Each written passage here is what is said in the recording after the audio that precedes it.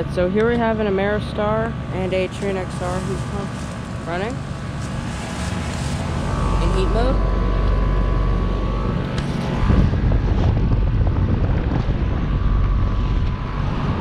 I'm not sure what motor it has. There's a reversing valve. I think that's a Copeland scroll. 2014. This one just turned off. 2000. It's a 2-ton. There. Oh, yeah. There's this Trane that just turned off. Light scroll. I rarely see this thing running. It's from 2017 and it's a 4-ton.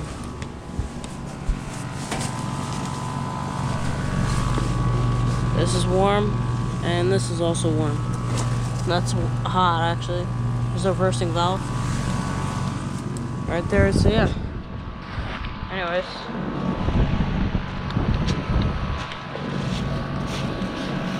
thank you for watching, and over and out.